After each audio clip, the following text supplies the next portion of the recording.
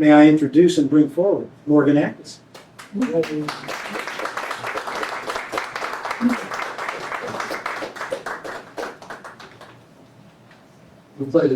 Thank you. Before we go any further, would you raise your left hand? I'm mocking him. No, don't take it. Don't make up a story. Your story.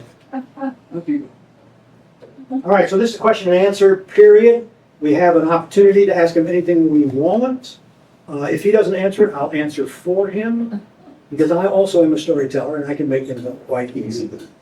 So if you have any questions, just blurt them out or raise your hand, whatever you like. This is a rare opportunity. This is a big dude. And when it comes to the art of what he does, you don't see many opportunities like this. Call him a big dude. All right. You ready for the question? I am. Bring 'em. All right, so how did you come to film Tim Krekel?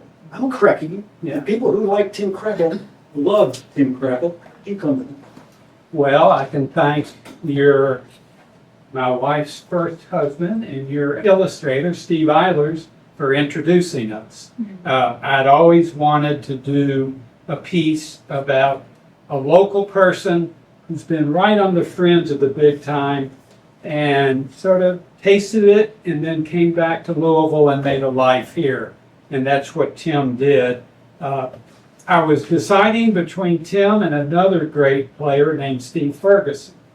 And NRBQ? yeah, I think I made the right choice because Tim was a sweetheart and I heard that Steve could be a little more irascible. So yeah, just getting to spend time with Tim.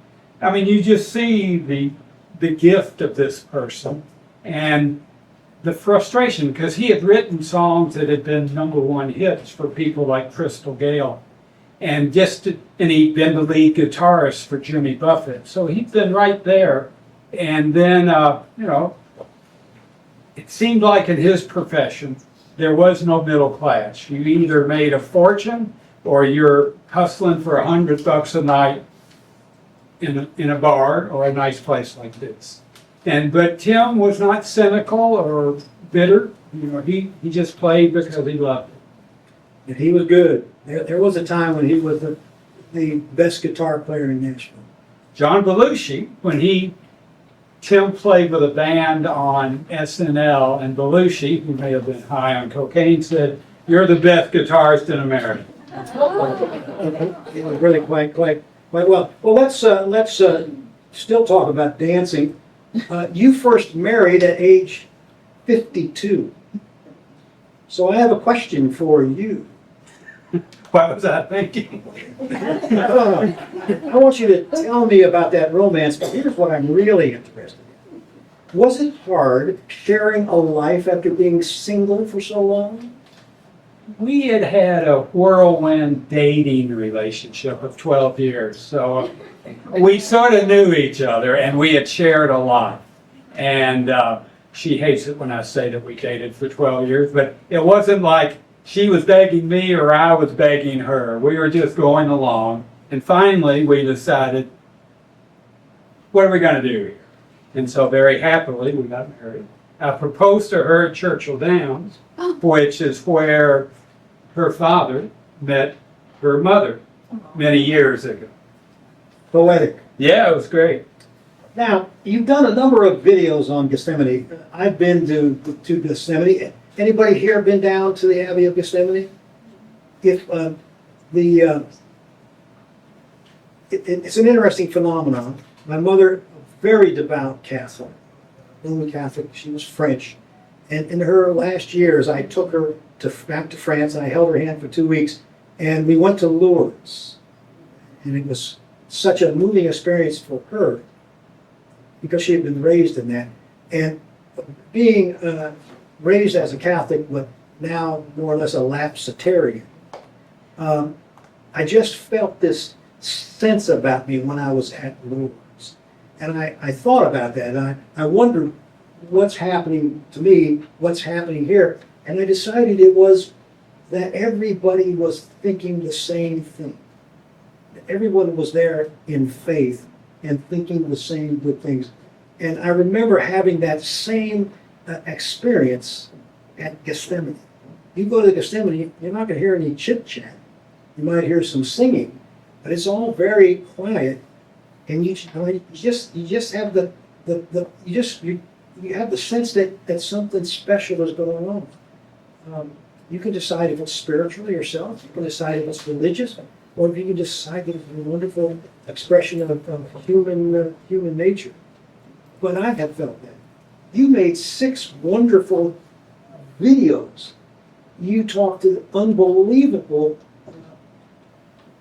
people with stories of their life as monks. You became a Roman Catholic. Yeah.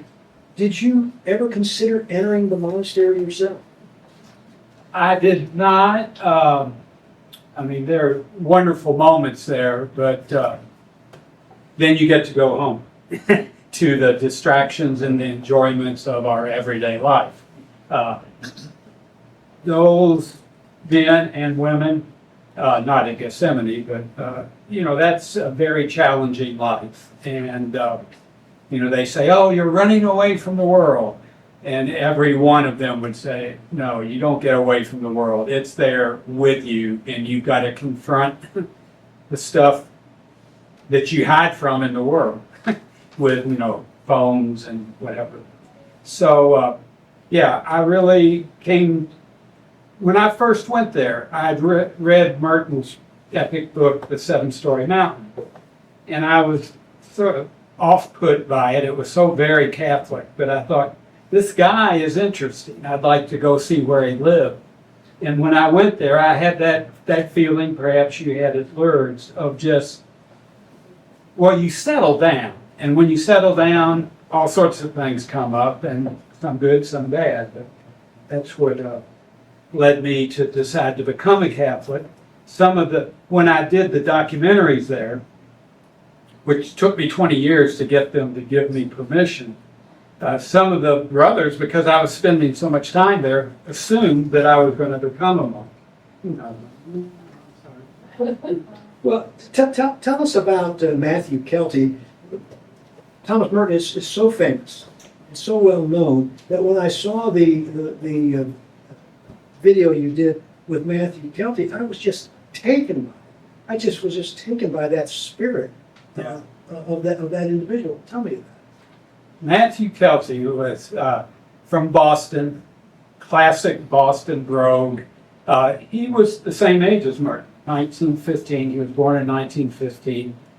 But he was a gay man who was not closeted, but just he was gay, but he was not acting on the sexual aspects of that. And in a monastery where probably a significant percentage of the men might have had those tendencies, they're tender, sweet, loving people and human beings. And that's what I didn't expect. For the 20 years before I got to get behind the walls, I'd sit up in the balcony and speculate and put them on pedestals. And then you get to know them as people, and you realize, some are worthy of pedestals, and some are, you think, I'm glad you're in here. It might not be good for you to be in society. But Matthew he gave the talk every night to retreatants, and he would read poetry, and he would just tell these remarkable rambling stories, and he had quite a following. Good stuff. Good stuff. You'll see the video in the back. Now, as you're moving on your career, we'll get into some dollars and cents questions in a moment. But you did a video on basketball, Kentucky basketball. What was all that about? Perhaps before you talk about it, let's see a clip.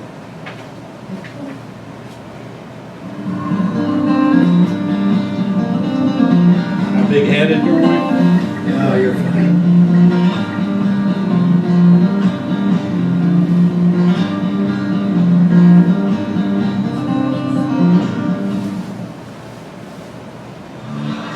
There we Friday night in Rupp Arena playing a basketball game, and people are arguing on the court with each other and talking back to coach, and there's a lot of tension in the team, and he didn't like that at all. He didn't want us, whether we won or lost, to present ourselves like that.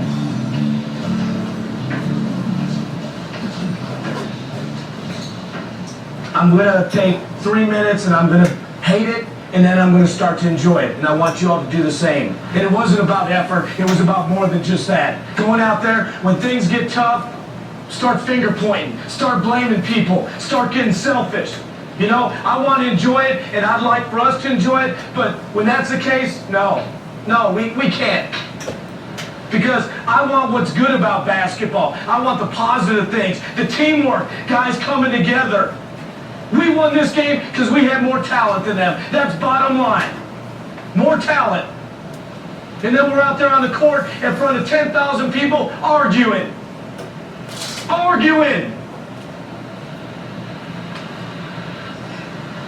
don't want to coach a damn team that does that. I don't want to coach one. And I won't. And I'll sit there next time and I'll quit. Because I will not coach your sorry asses when you argue on the court. Teams like that, they don't win championships. Yeah, they beat Pikeville, but they don't win championships. And tonight, you guys better mend fences. You better make up. And if you're not man enough to, then I don't want you on this team. If you're not man enough to go and say, I'm sorry, I should have reacted that way, my fault. Let's come together. Because if we don't, guys, no, it's not if we don't. If you don't, it's over. Don't show up tomorrow, because I'll tell you we'll lose. We can't win a state championship divided. There's nothing wrong with conflict again. It's part of relationships. I'm learning that. Me and my wife, we argue. Now, positive. It's a tough game when you're supposed to beat somebody like that. It's a difficult game because you can never do good enough. Coach Renner wasn't satisfied at halftime when we're up 3. But guess what? If we're playing O'Kill and we're up 3 at halftime, man, I'm in here excited, okay? So I've got to learn to settle down a little bit, not get so upset, and not put so much expectations on you all. But I expect bigger things because I know you all are capable of doing it, okay? Didn't play a great game, hey, but we're in the Final Four. Got Henderson County in the morning. If we can take care of business tomorrow, come back together, play as a team, we'll be playing for a state championship. Guys, a state championship. Man, I've dreamed about this since I was a little kid.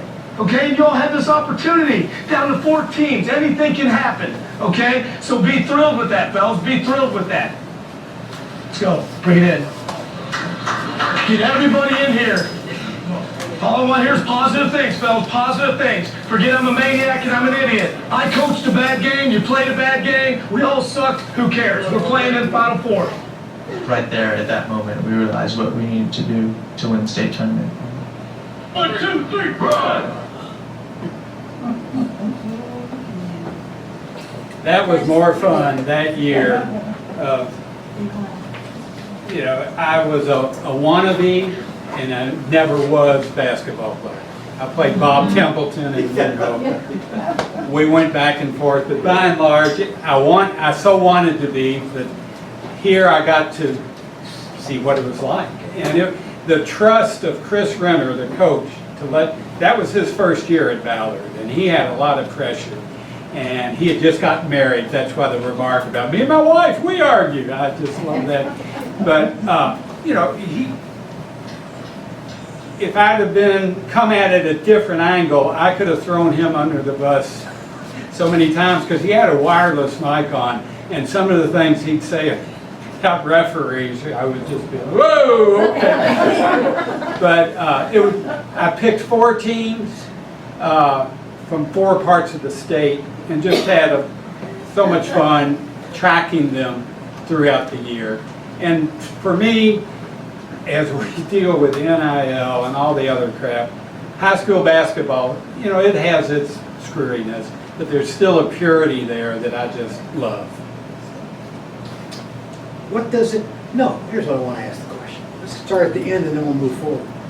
When your videos are shown on Kentucky Educational Television or national PBS, are you paid for them? Well, directly from KET, no. And I wanted, Tim Krekel's bass player was giving me grief. Hey, I see it on there all the time. I'm not getting any royalties. And I said, I'm not either. And so, you know, public television, God bless them, they give you a venue, and it helps you raise money because you can tell a potential sponsor, hey, it's going to be on KT, you'll get a wide audience, or if it's national, 3 million people watch the Merton film. And, you know, it boosted my ego, but it was good for a lot of people, I think.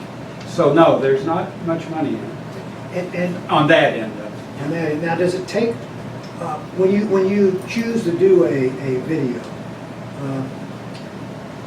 the question I want to ask is, how much financing do you need? What range are we talking about? And do you go out and raise the funds, or how do you go about it? Yeah, I do go out and raise the funds. Initially, in the early days, I would write grants and try to do it that way.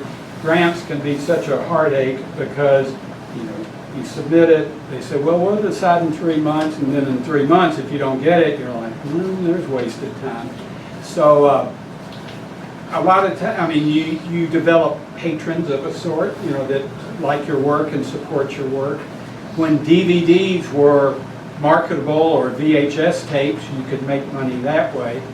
But, I mean, unless you are a Ken Burns or Alex Gibney or some of the really big-time documentary filmmakers, you're not in it for the money. I mean, you're in it because it's something you care about, and if you were counting your hours and trying to, how much am I making an hour, it would be so depressing that you wouldn't want to do it. Try writing novels. Yeah. So, Reggie, can I ask a little bit of a follow-up? yeah, absolutely. So, incredible body of work, and thank you again Sure. for being here at Shelbyville. So are you saying that all these are like original projects that you come up with? Are you ever commissioned from someone to do a?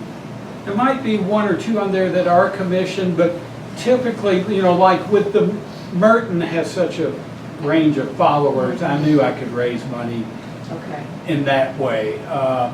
The basketball one, KT, before all this funding was cut, used to have something called a independent producers fund.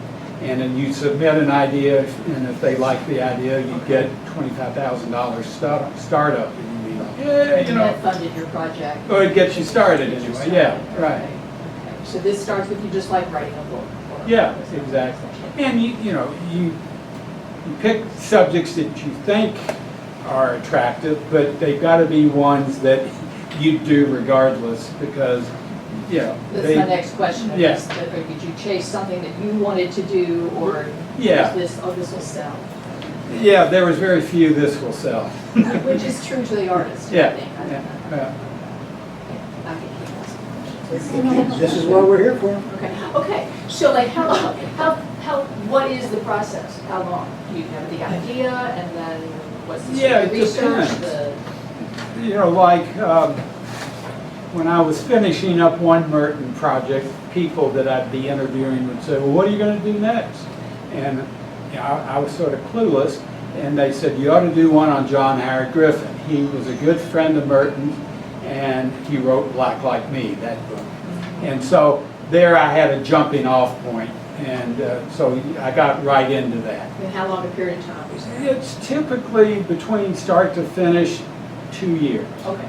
But there's some, and because of the financing, they become back burner projects. You're working on commercial projects that make a living, and then when there's a little lull, you bring it back off the back burner and work on it that way. Let's look at 2 more clips. We'll look at one right now, and then I have another question for our star. Have you ever met Ken Burns? No, I've not. I've seen him speak, and I went in sort of like, yeah, show me. And well, he showed me. I mean, his passion. I'm a huge fan. Are you also a writer, a journalist, a diarist, a novelist? Do you write in the ordinary sense outside of this medium? I keep a journal, but that's about it. Yeah. Not journal? Yeah, I can't wait to read it. Yes, yes. Here, let me help. Is it a daily journal? Oh, yeah. Oh, and have you been keeping it long? About 27, yeah. Oh, let's see, that's very good. So one of your most recent DVDs, I say DVDs, but they're videos for public television, is Wonder, The Lives of Anna and Harlan Hubbard, right? And that was done in 2012. Well, you'll be introduced to them right now.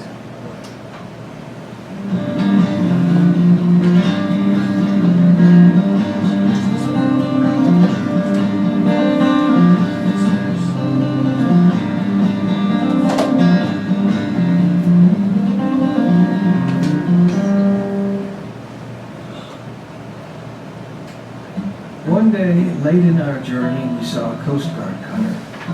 An officer with a megaphone shouted a question, which I made out to be, "Have you had your census taken yet?" "No," I yelled back. "Did you say no?" "Yes." To clear up the matter, I put out to them in our Johnson. I found the census taker seated. So, for those who don't know who Harlan Hubbard and his wife Anna Hubbard, just as important as Harlan, were, in the late 40s, they decided that they would build a shanty boat and they would float down the Ohio River and down the Mississippi River. He wrote a book called Shanty Boat about it, and it was just this gigantic hit. And he and Anna lived off-grid in Payne Hollow in Trimble County, Kentucky, where there is now a nonprofit that preserves his memory. But being off the grid doesn't even explain how he and his wife lived. And so he's describing, there's a Coast Guard boat on the Ohio River, and they see his flatboat. He doesn't have an engine, it's just drifting. So they call him over, he rows over, he's got a rowboat, he rows over, and they interview him because they want data. They're generating census data. And so this is him trying to answer the questions of the census data. And he took 4 years on this journey. He was almost as new at this game as I was, and I don't think he could have found a more puzzling case than ours. There seemed to be no classification for people living on boats. The best we could do for our home was to call it a one-room dwelling unit, detached and not dilapidated. Central heat? No method of keeping warm could be more central than a fireplace. Running water? No, yet we lived in running water. Bathtub? No, but we took a bath every day, often in the running water. Inside toilet? Yes. How could that be without running water? Well, perhaps it was an outside one inside. Electricity? No. No radio, no television, no conveniences, whatever. When it came to employment, I explained that I was an artist. So the man listed me as self-employed. How many hours did you work last week? I named a figure at random. We must get through this somehow. Last year, how many weeks did you do any work at all, not counting work around the house? Even a lengthy explanation might not answer this question. Some say artists work all the time, others that he never works. Except for some sketching, all my work as an artist was done at home, where it was hopelessly mixed up with many other pursuits. I was even more at a loss when the question of income was put to me. The census taker tried to help. $2,000 a year? I thought he was joking. How about 1,000? No, I insisted. Well, $500? I let it go at that, with a guilty feeling. How many years was it since I had sold that picture for $75? It was a relief to both of us when the last answer was written down. The cutter moved on to look for other prospects, and I rode back to our substandard home to tell Anna all about it.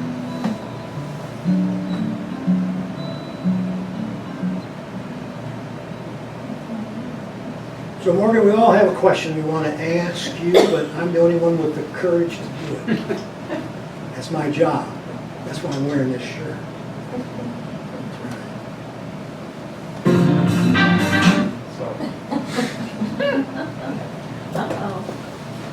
What's your next project? Neighborhood House, which is a community center in the Portland neighborhood. I have hung out there as a volunteer for, talk about how long does the project take, 2014. So I've just spent time there, and when I spend time someplace, I take video. And we are in times where many people are feeling the pains of cuts and things of that nature. And this is a group that supports the community in the Portland area, as they say, from twinkle to the wrinkle, from 6 weeks old to 95 years old. And so I find them inspirational, and I think their story in the context of what we're going through in our society right now is something that I just wanted to try to talk about. We're going to finish our presentation about the wonderful Morgan Atkinson and his career with the final. So soon? Come on. Did you bring this guy? For the Hubbards, though, that was a remarkable couple. Oh, yeah, Harlan Hubbard. Yes, absolutely, Payne Hollow, and that's the thing, that's the spider web of life business, you know? Once you stop and look at the intersection and turn and kind of go a little distance down the trail, you learn about these things and you realize you just have been missing it, right? So people like Morgan can bring those spider webs right closer to us and realize how much more we can do.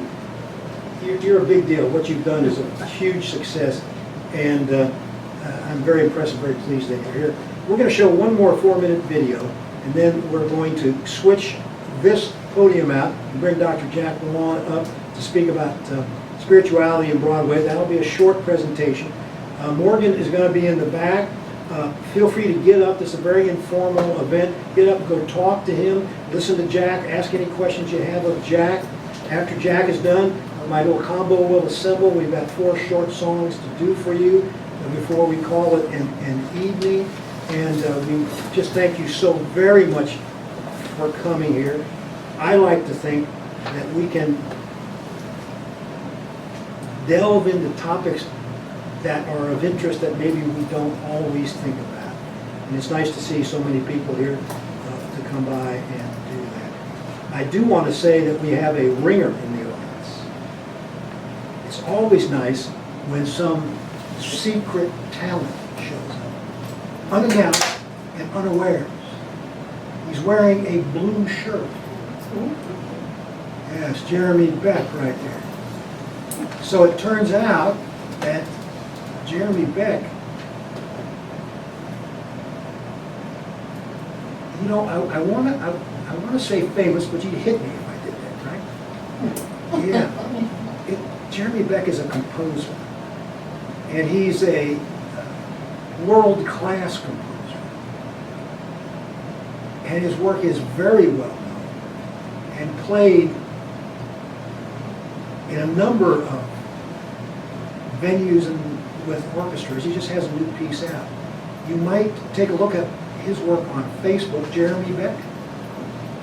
On Facebook, yeah. B-E-C-K? B-E-C-K.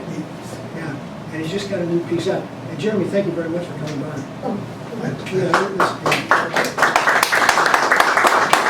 And you might say, Reggie, why'd you bring that up? Because you're another one of those spider webs that crossed mine.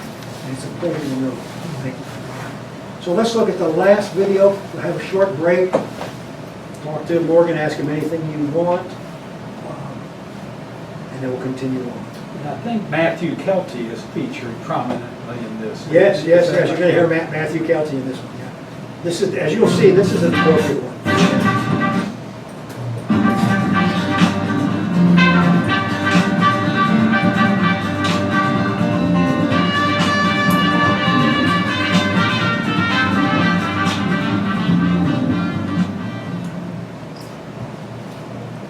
We give you thanks forever and ever.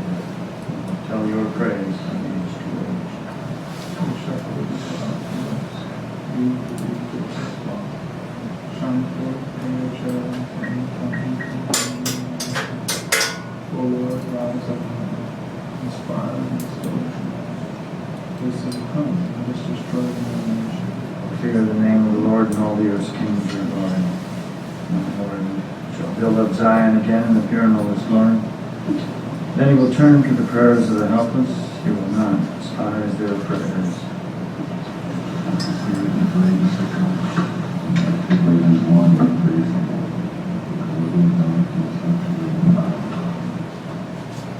Help us that we might keep his precepts. Help us that we might observe his laws.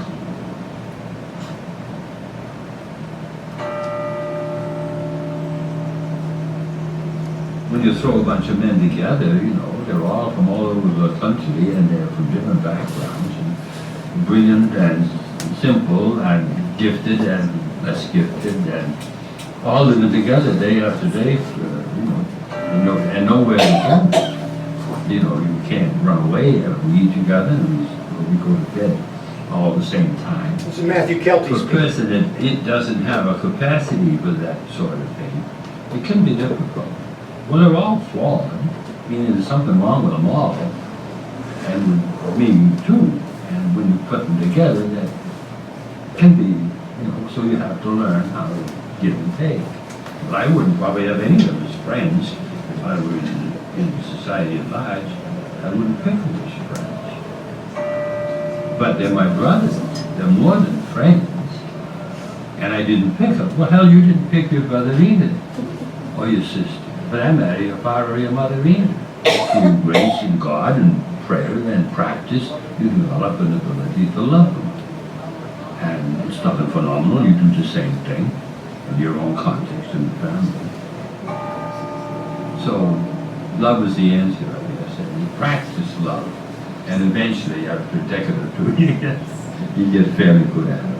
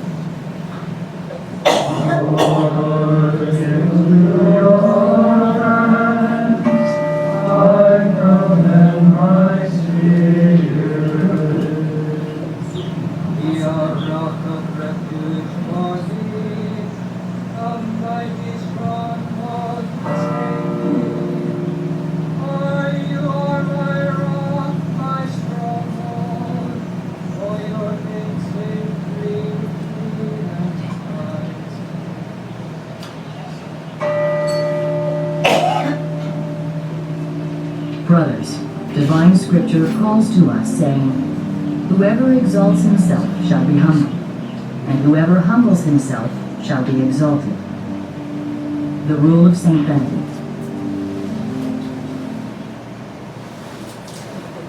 Cheery little moment, isn't it? A good note to finish on. Morgan Atkinson, thank you.